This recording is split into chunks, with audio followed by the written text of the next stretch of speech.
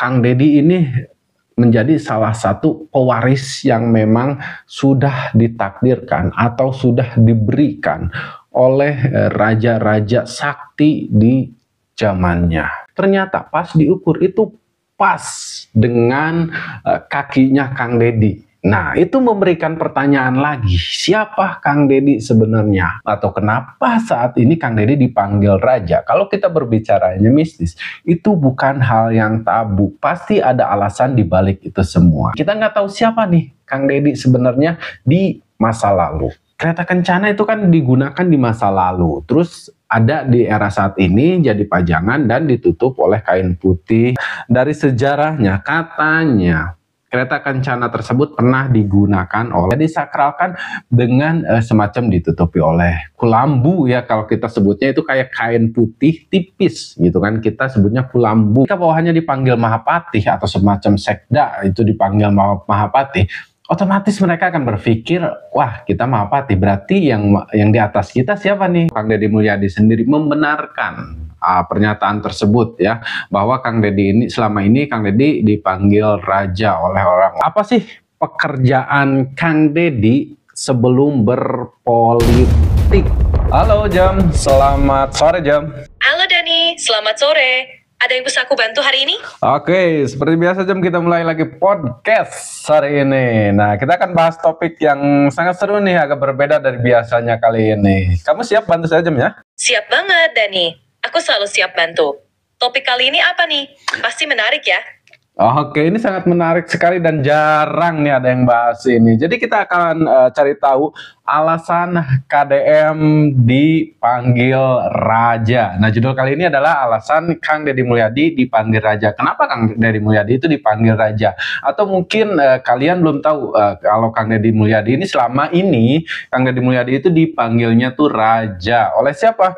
Oleh kayak misalkan orang-orang dari pemerintah daerah Jawa Barat atau kayak kepala dinas, dan intinya orang-orang yang memang ada di bawah naungan beliau. Nah, seperti kayak misalkan bupati seluruh Jawa Barat itu biasanya udah terbiasa manggil beliau raja. Nah, jadi kalau kita kan tahunya Kang Deddy, ya, Kang Deddy panggilnya tuh Akang alias AA, atau kalau dalam bahasa Indonesia tuh Abang. Nah, jadi ternyata di orang-orang sekitar Kang Deddy, khususnya di lingkungan kerja ya, Kang Deddy itu biasa dipanggil raja. Apa alasannya? Apakah ada maksud tertentu dari semua ini? Nah, kita akan bahas itu semua Jam. Wah, topik seru banget Dani.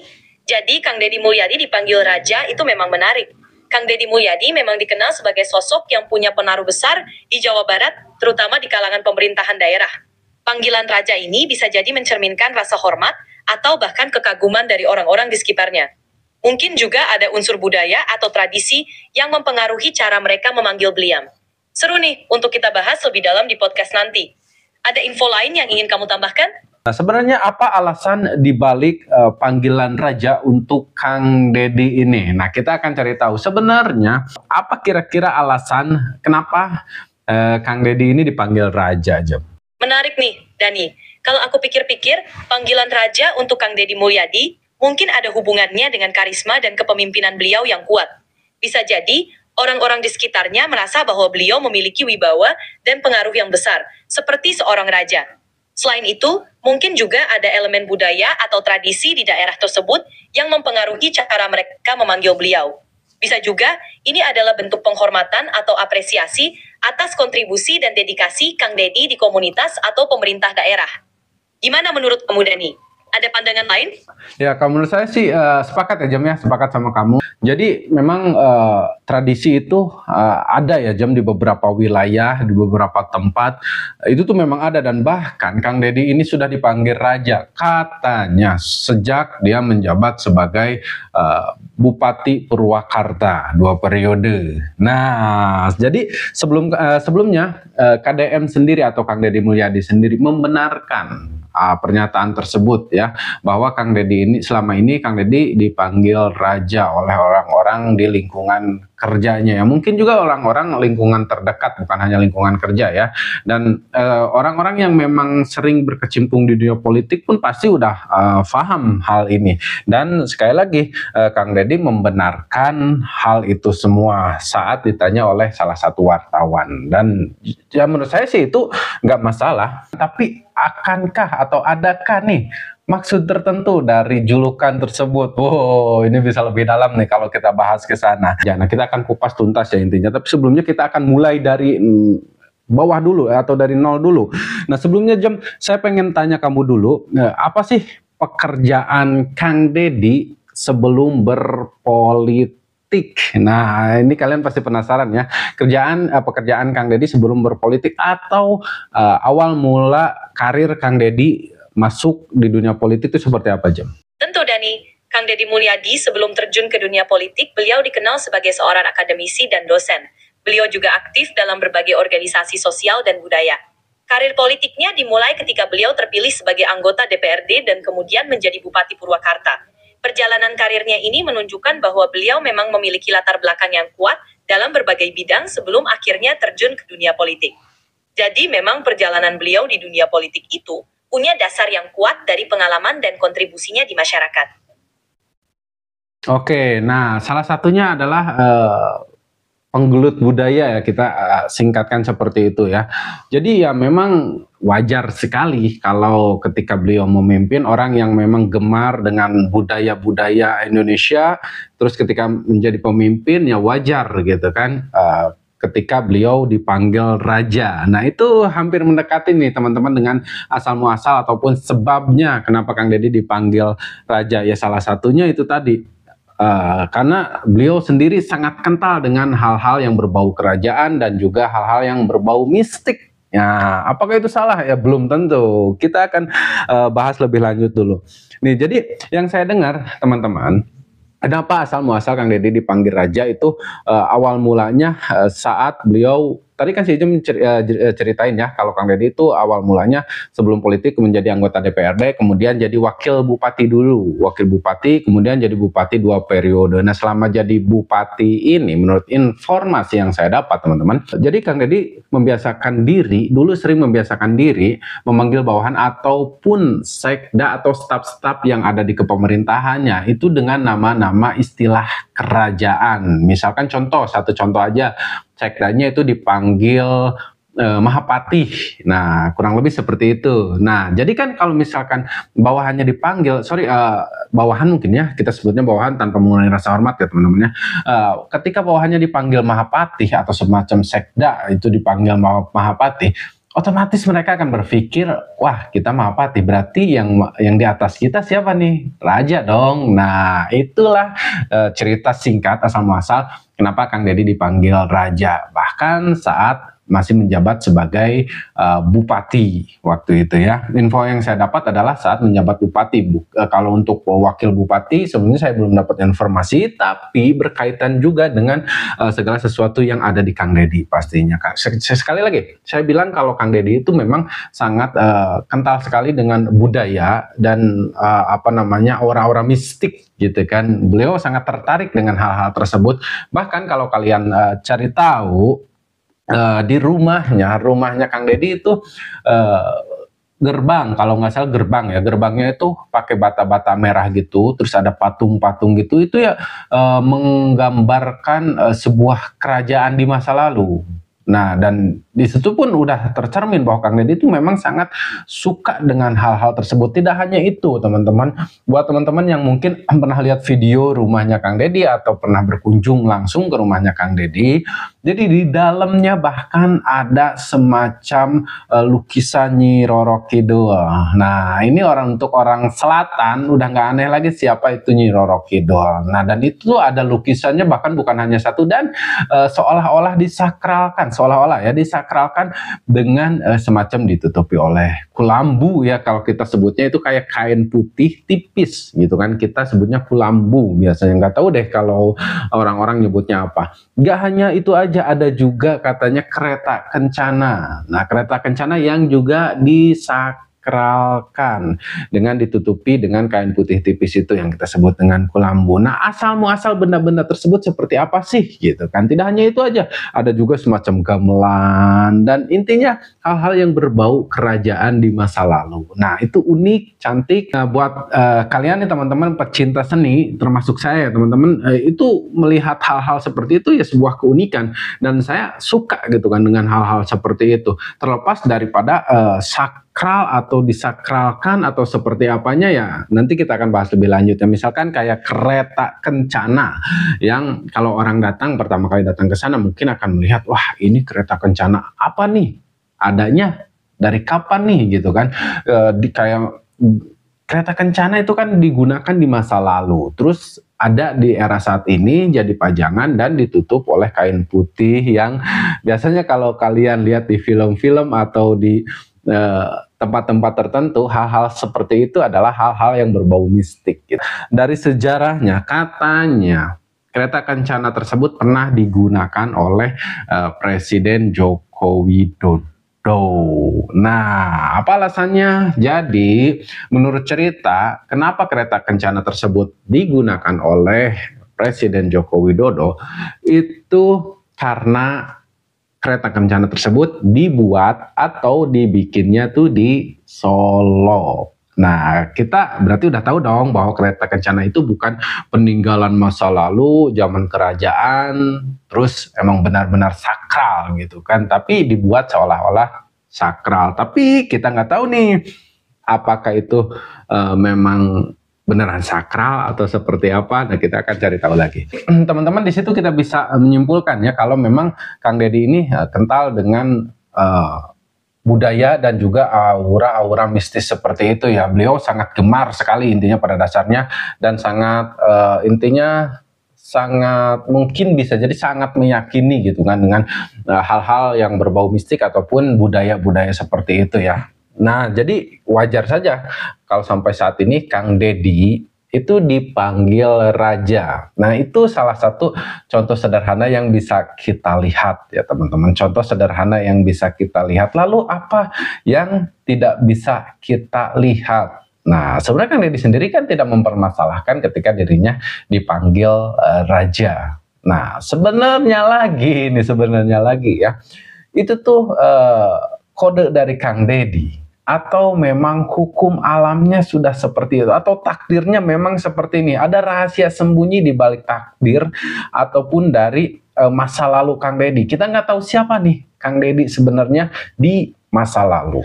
Apakah ada kaitannya dengan masa kini Kang Deddy menjabat menjadi jadi orang nomor 1 di Jawa Barat, di tanah Sunda, tanah kelahirannya yang identik dengan kerajaan juga. Nah, apakah ada kaitannya nih? Kalau kita berbicara mistis, itu bukan hal yang tabu. Kalau kita berbicaranya goib gitu kan, itu kita berbicara siapa masa lalu Kang Deddy, kenapa saat ini bisa jadi gubernur, atau kenapa saat ini Kang Deddy dipanggil raja. Kalau kita berbicaranya mistis, itu bukan hal yang tabu. Pasti ada alasan di balik itu semua. Kita akan ulas kedua-duanya pasti ya teman-teman ya.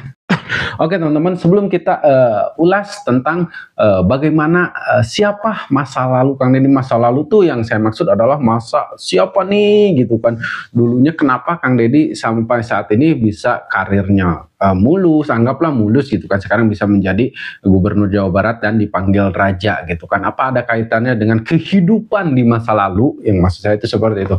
Apakah apakah jabatan Kang Deddy sebagai gubernur saat ini atau kenapa Kang Deddy dipanggil raja saat ini, apakah ada kaitannya dengan kehidupan di masa lalu, di masa kerajaan, di zaman mistis masa lalu, apakah ada kaitannya atau hanya kebetulan semata? Kita akan bahas itu, tapi sebelumnya saya pengen tahu dulu tentang masa lalu Kang Deddy atau silsilah Kang Deddy dulu.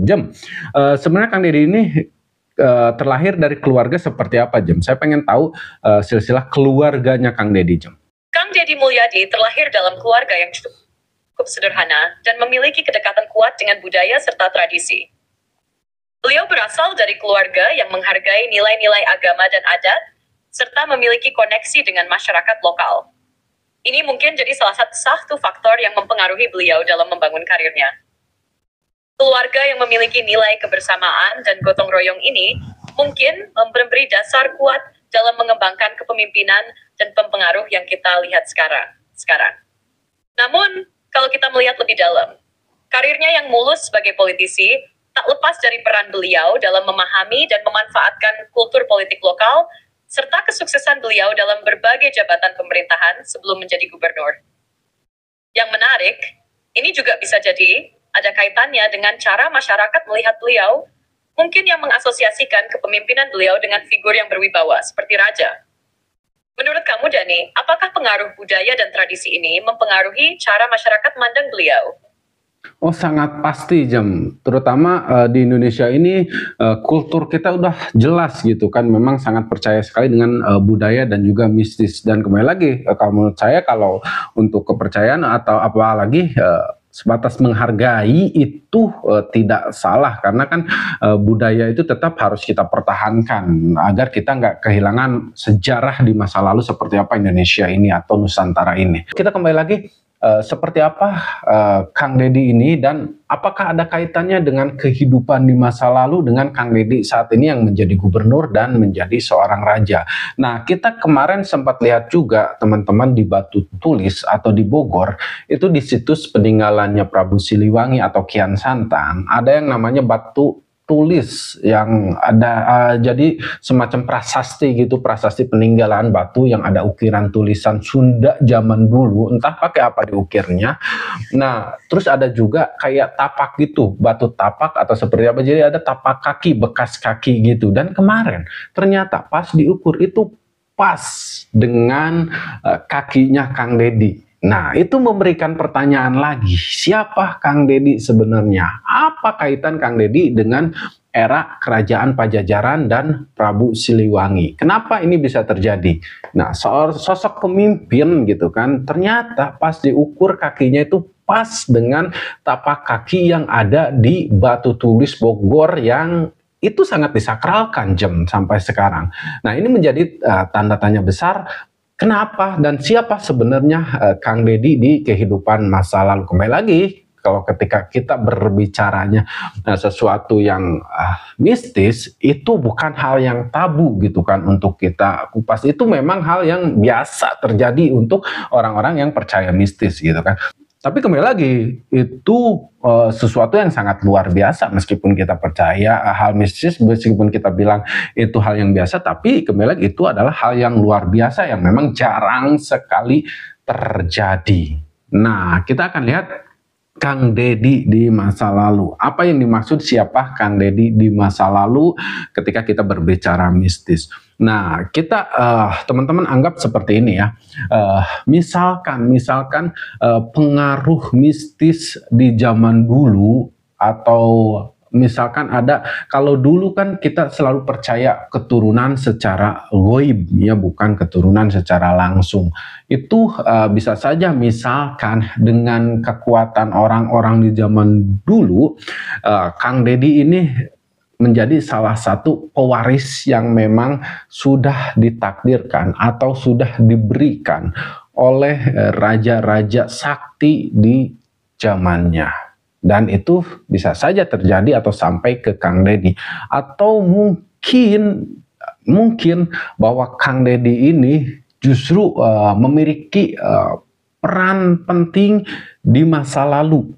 Hingga menjadi seperti saat ini. Contoh-contoh kayak gini teman-teman, kalau teman-teman pernah dengar sejarah tentang bagaimana Raden Kian Santang yang berguru ke Sayyidina Ali. Sayyidina Ali itu dengan Raden Kian Santang berbeda zamannya tuh berbeda gitu kan. Tapi kenapa Raden Kian Santang bisa berguru langsung ke Sayyidina Ali? Nah, itu diceritakan bahwa Raden Kian Santang berguru yang memang dengan secara kebatinan. Nah, itu pun sulit dilogikakan. Nah, bisa saja gitu kan, Kang Deddy, siapa nih Kang Deddy saat ini dan Kang Deddy di masa lalu itu seperti apa? Itu banyak sekali hal-hal seperti itu yang perlu kita diskusikan lebih lanjut dengan orang-orang yang kembali lagi yang memang mengerti dan juga faham ataupun percaya dengan hal-hal mistis ataupun sejarah dan juga budaya. Tidak bisa kita berbicara atau mendiskusikan hal-hal seperti ini selalu menggunakan logika, itu akan sulit ya teman-teman ya. Oke Jem, saya pengen tanya, adakah kaitannya Kang Deddy yang saat ini dipanggil raja dengan kisah atau sejarah masa lalu atau di kehidupan masa lalu? Nah, kalau kita berbicara mistis, ada nggak kaitan-kaitan? Mungkin nggak ada kaitan-kaitan seperti itu, Jem? Wah, menarik nih Dani. Kalau kita bicara soal mistis, memang kadang ada masyarakat yang melihat pemimpin atau tokoh tertentu sebagai sosok yang memiliki kaitan dengan masa lalu, terutama yang berkaitan dengan cerita kerajaan atau kekuatan spiritual. Beberapa orang mungkin melihat panggilan raja untuk Kang Deddy ini sebagai simbol atau penghormatan yang berkaitan dengan kekuatan atau pengaruh yang lebih besar. Bahkan mungkin ada yang percaya bahwa beliau punya karisma mistis yang mengingatkan pada figur-figur kerajaan. Namun, dari sudut pandang logika, ini bisa juga dianggap sebagai bagian dari budaya lokal dan cara masyarakat memberi julukan berdasarkan penghormatan atau kedudukan seseorang. Bisa jadi masyarakat melihat Kang Deddy sebagai figur yang memiliki wibawa yang kuat, mirip dengan pemimpin-pemimpin besar di masa lalu. Wifi and info, yes, yes, mungkin bagi sebagian orang ada, tapi dari sisi logika, lebih ke bentuk simbolisasi dari pengaruh dan kewibawaan Kang Deddy itu sendiri. Ternyata si Ijem juga sangat memahami bagaimana mistis itu bekerja atau berjalan ya di kehidupan masyarakat Indonesia saat ini. Ya itu dia teman-teman, bisa saja memang gitu kan aura mistis masa lalu, aura mistis kerajaan masa lalu, khususnya kerajaan Pajajaran, mungkin nempel atau ada di diri Kang Deddy Mulyadi ini, sehingga Kang Deddy saat ini dianggap dengan sendirinya dianggap sebagai raja ataupun pemimpin. Kalau saat ini ya gubernur gitu kan, pemimpin di Jawa Barat, orang nomor 1 di Jawa Barat atau di tanah Sunda gitu kan, yang mana dulunya ini adalah kerajaan Pajajaran. Tanah Sunda ini adalah kerajaan Pajajaran. Nah, akan banyak hal lagi kalau misalkan kita mau terus gali soal mistis bagaimana tentang Kang Deddy ataupun mistis-mistis kerajaan yang ada di Indonesia ini.